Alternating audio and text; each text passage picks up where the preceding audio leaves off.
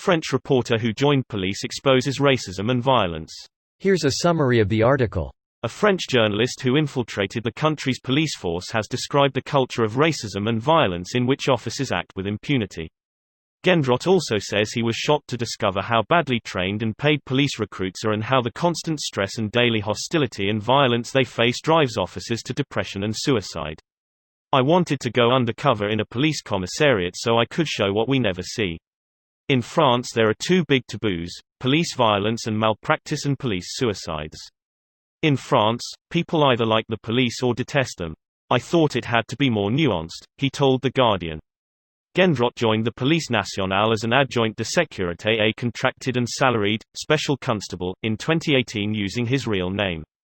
After 3 months training at police school in Saint-Malo, in Brittany, he finished 27th out of a class of 54. Gendrot was posted to a police psychiatric unit for 15 months before landing a job at a station in Paris's 19th arrondissement. Flick hits French bookshops as the police force faces criticism on several fronts. I can only say what happened at that particular police station while I was there. I cannot talk about other police stations or the police in general. This book is a factual account of my time with the police, Gendrot says. This post received a score of 19,000, with an upvote ratio of 93%. Here are the top comments in response to this article. It is not the first time these kind of undercover studies are done. I remember a sociologist who did that both in France and in the UK. The difference of violence culture and trust from the population was striking between the two approach.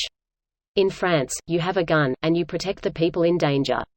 In the UK, you don't have a gun, and the end goal is being able to wander alone in the district by servicing the population.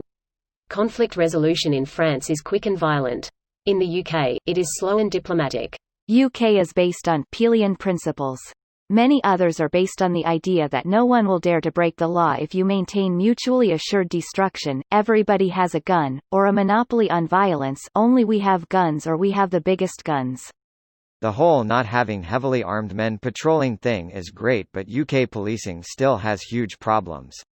Our stop and search measure is possibly the most racist of its kind in the world, with black people some 9 times more likely to be harassed.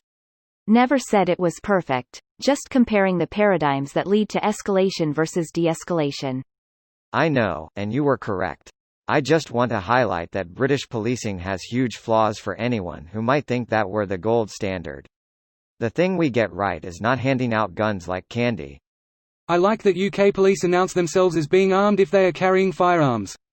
Of course, stateside, it's assumed that every cop has a gun, but I think such a plain announcement helps to clarify doubt on either sides of a confrontation.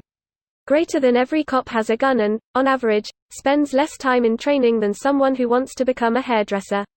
Another key difference is that, in the UK, the police who do have guns undergo a lot of specialist training which is maintained to an elite level.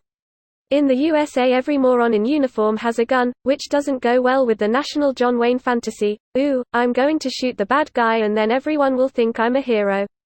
I've actually seen first-hand cops trained to qualify at the range where I worked, and nearly all of them put it off until the last minute. They were awful shots, had no idea how to take apart and clean their weapons, and were quite rude to boot. I had to ask a gentleman several times to stop muzzle sweeping me while he gestured with his pistol. Greater than he was shocked to discover how badly trained and paid police recruits are and how the constant stress and daily hostility and violence they face drives officers to depression and suicide. So basically you get what you pay for.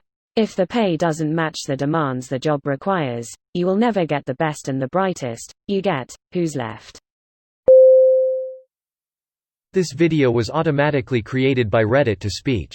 The article and comments in this video were selected from Reddit according to their upvotes, and any paraphrasing was performed by smmry.com, without any human intervention.